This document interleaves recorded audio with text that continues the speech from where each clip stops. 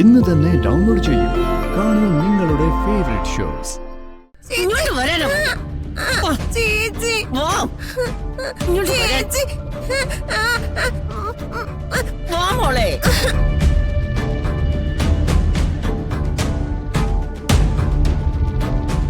വാ ഇങ്ങോട്ട്. മോളെ ചേച്ചി ചേച്ചി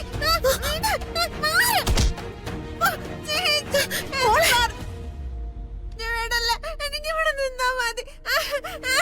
എന്നെ പറഞ്ഞു വിടല്ല ചേച്ചി, എന്നെ പറഞ്ഞു വിടല്ല. എനിക്ക് ചേച്ചിയുടെ അടുത്ത് നിന്നാ മതി. എന്നെ കൊണ്ടുപോലെന്ന് പറ.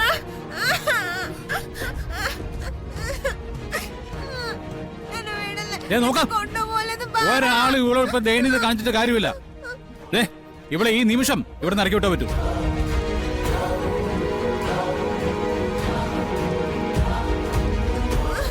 എഴുതിട്ട് വാ കൂടി.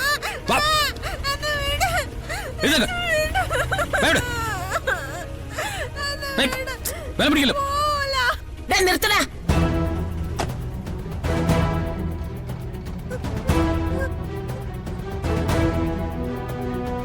ചേച്ചി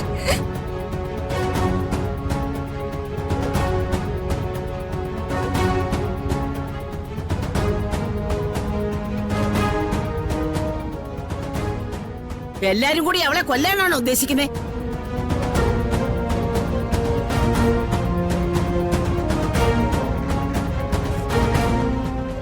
ഓ, അപ്പൊ സംശയിച്ച സത്യ ഇവളുടെ ഇങ്ങോട്ടുള്ള വരവിന് പിറകില് മുത്തശ്ശി തന്നെയാണ് അല്ലേ?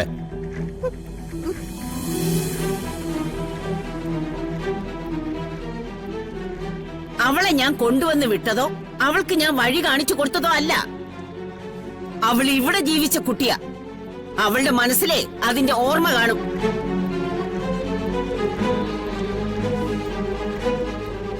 അവൾ ഇവിടെ ജീവിച്ചിരുന്നു എന്നുള്ളത് സത്യ. പക്ഷെ അവക്കിപ്പോ ഇവിടെ അവകാശങ്ങളൊന്നുമില്ലെന്ന് നിങ്ങൾക്കറിയില്ലേ?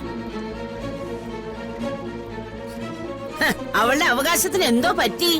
അവളെ ഇപ്പോഴും വരുണിന്റെ ഭാര്യ തന്നെ അല്ലേ?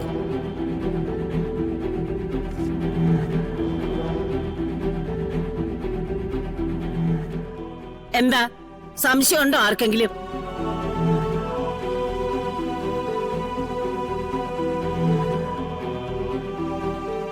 അവള് കണിമംഗലത്ത് വന്ന് നിൽക്കാൻ തീരുമാനിച്ച ഇവിടെയുള്ള ഒരാൾക്കും അവളെ തടയാൻ പറ്റില്ല.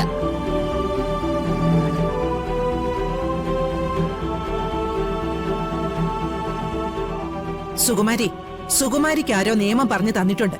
പക്ഷെ ആ കേട്ട നിയമത്തിന്റെ പേരില് കണിമംഗലത്തിന്റെ ഉമ്മറത്ത് വന്ന് ബഹളം വെച്ചാല് കളി മാറും.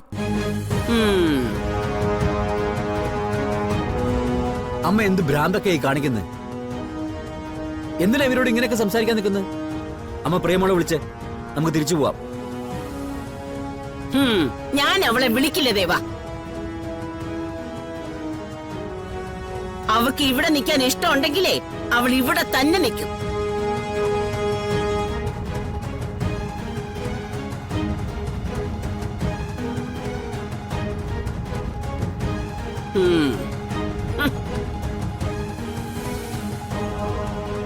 അവള് വന്ന് നിന്റെ കിടപ്പറയിലേക്ക് കേറിയൊന്നുമില്ലല്ലോ. മനോനില തെറ്റിയ കുട്ടിയാ.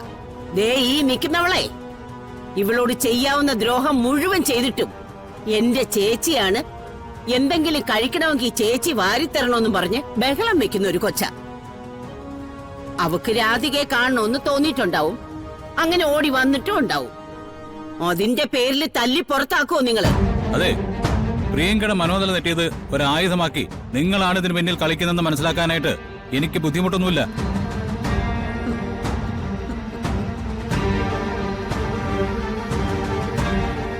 രാധികയെ ഞാനും ഒന്നിച്ച് ജീവിക്കാൻ തുടങ്ങിയ നിമിഷം മുതൽ അത് ഇല്ലാതാക്കാൻ പല വിധത്തിൽ നിങ്ങൾ ശ്രമിച്ചുകൊണ്ടിരിക്കുക.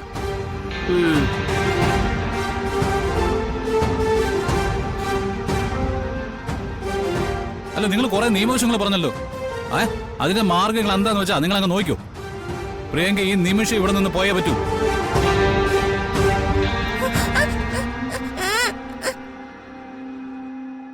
അച്ഛാ, ദേ ഇവിടെ ഒരു ബഹളം ഉണ്ടാക്കണമെന്ന് എനിക്ക് യാതൊരു ആഗ്രഹവുമില്ല.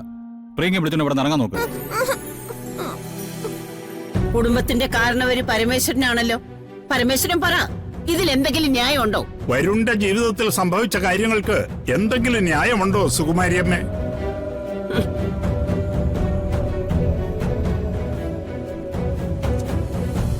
അവരുടെ ജീവിതം തകർക്കുന്നതിൽ പ്രധാന പങ്ക് വഹിച്ചത് നിങ്ങൾ തന്നെയല്ലേ?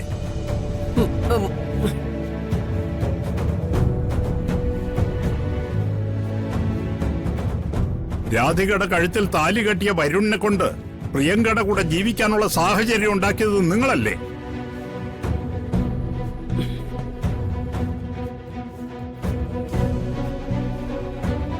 ആ നിങ്ങളാണോ മറ്റുള്ളവരെ കുറ്റപ്പെടുത്തുന്നത്? അതിനെന്തവകാശം നിങ്ങൾക്കുള്ളത്? അച്ഛാ, ബഹളം ഉണ്ടാക്കിയിട്ട് ഒരു കാര്യമില്ല. അവരുടെ ഭാഗത്തും ചില ന്യായങ്ങളൊക്കെ ഉണ്ടല്ലോ.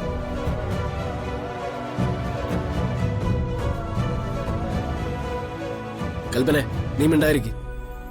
കുടുംബകാര്യങ്ങളിൽ തീരുമാനമെടുക്കാൻ ഇവിടെ അമ്മ, അച്ഛൻ, മുത്തശ്ശി എന്നിവരൊക്കെ ഉണ്ട്. അതിന്റെ മേലെ നിന്റെ ശബ്ദം ഉയരണ്ട.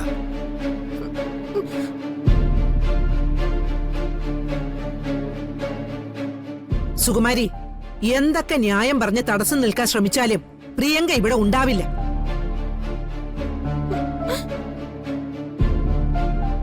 കണിമംഗലം കുടുംബത്തിന് ഇവളൊരു അധികപ്പറ്റ.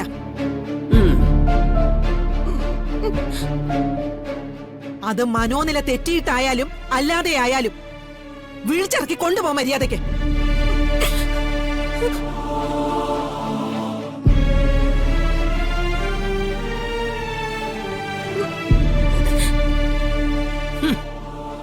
ഓ, അപ്പൊ എല്ലാത്തിന്റെ ഉത്തരവാദി ഞാനാ.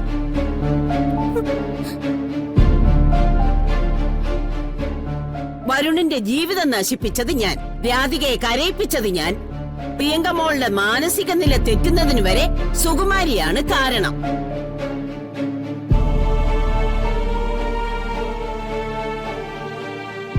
ഹാ, അപ്പൊ പിന്നെ പരിഹാരവും ഞാൻ തന്നെ കാണണമല്ലോ. ദേവാ, യശോദേ, ഈ വിഷയം ഞാൻ തന്നെ പരിഹരിച്ചോളാം.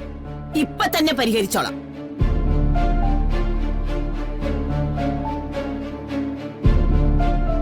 വാ, ഇങ്ങോട്ട് വാ. ഇങ്ങോട്ട് വരാനോ? ചേച്ചി, വാ, ഇങ്ങോട്ട് വരാൻ. ചേച്ചി. വാ മോളെ.